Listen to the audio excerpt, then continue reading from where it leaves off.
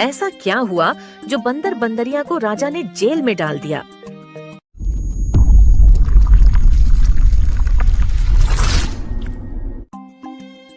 एक जंगल में एक बंदर और बंदरियां रहते थे। दिन भर पेड़ों पर उछल कूद करते थे। एक दिन बंदर और बंदरियां एक पेड़ की टहनी पर बैठे थे। तभी जंगल से राजा की सवारी जा रही थी। उसे देखकर बंदरिया ने बंदर से कहा, काश मेरी शादी किसी राजा से हो जाती तो मैं भी ऐसे मजे में रहती। बंदर को यह बात बहुत बुरी लग जाती है। कभी बंदरिया की शादी इंसानों से होती देखी है? भला एक इंसान कभी बंदरिया से शादी करेगा? तुम मेरे लिए इतना नहीं कर सकते।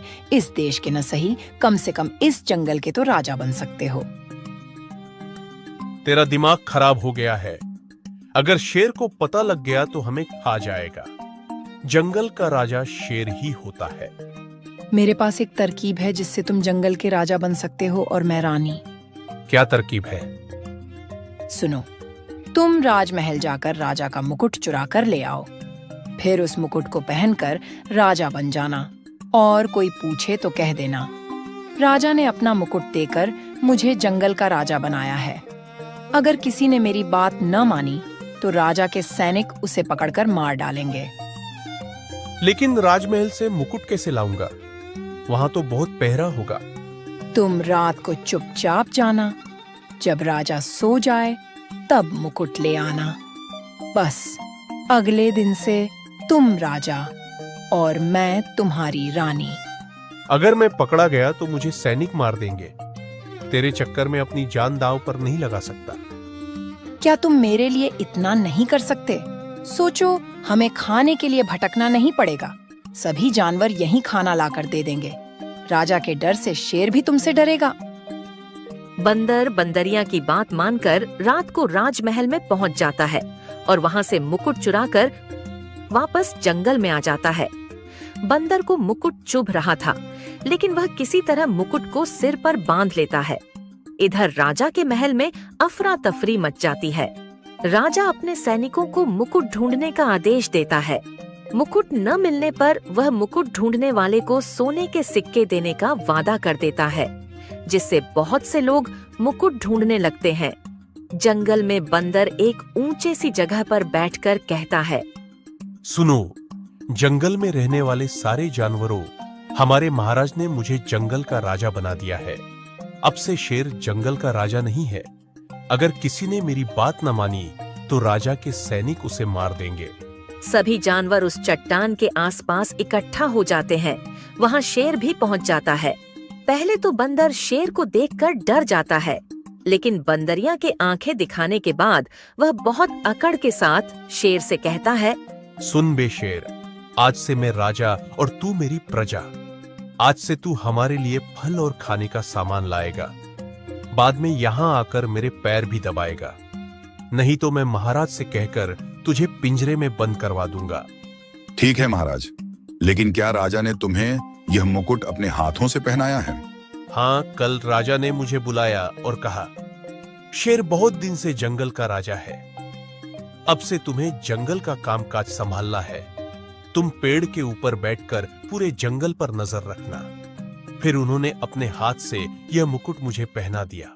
इसके बाद पूरा जंगल बंदर को शेर मानकर उसकी सेवा में लग जाता है। बंदर के साथ बंदरिया के भी मजे आ जाते हैं। अब बैठे बैठे खाना आ जाता था। कई जानवर उनकी सेवा में लगे रहते थे। समय बहुत अच्छे से बीत रहा था। एक दिन एक बैलगाड़ी पर बैठकर एक आदमी जंगल के रास्ते से गुजरा। उस समय बंदर का दरबार लगा हुआ था। उसने दूर से देखा कि बंदर मुकुट पहनकर एक पत्थर पर बैठा है और सब पर हुक्म चला रहा है। गाड़ी वाला जल्दी से राजा के पास गया और उसने सारी बात राजा को बताई।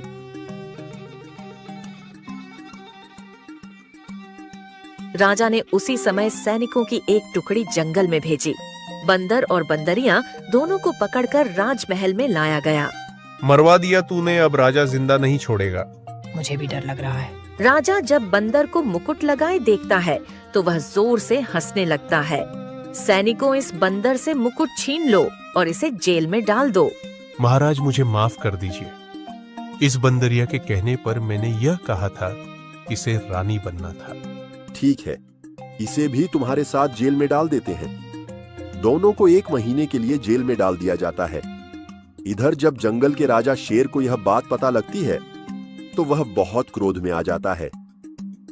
आने दो, इस बंदर बंदरिया को छूटकर इन दोनों को एक साथ में छट कर जाऊंगा। 1 महीने बाद दोनों को राजा के सामने पेश किया जाता है। महाराज, हमें जेल में ही पड़े रहने दीजिए। अब तक पूरे जंगल को चोरी वाली बात पता लग गई होगी और शेर हमें जिंदा नहीं छोड़ेगा। सजा तो तुम्हें मिलनी चाहिए। तुमने 2 राजाओं को धोखा दिया है। ठीक है, मैं अपने सैनिकों को तुम्हारे साथ भेजता हूं, जो मेरा संदेश शेर को पढ़कर सुनाएंगे कि तुम्हें मारा न जाए। बंदर बंदरिया सैनिकों के साथ जंगल में पहुंच जाते हैं।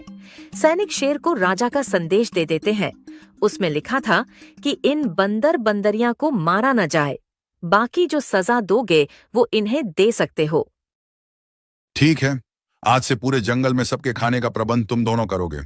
अगर जंगल का कोई जानवर भूखा रहा तो तुम्हारी खैर नहीं।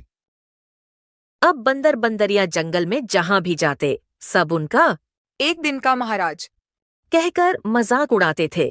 शिक्षा, किसी की नकल करने से अच्छा है अपनी असल जिंदगी जियो।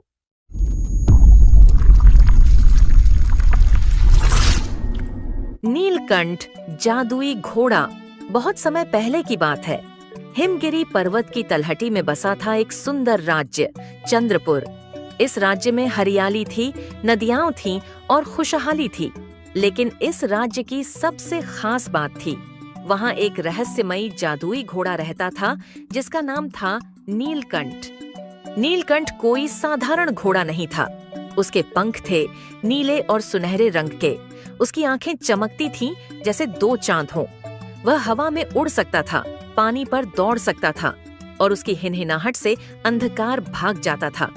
लेकिन वह कभी किसी के पास नहीं जाता था।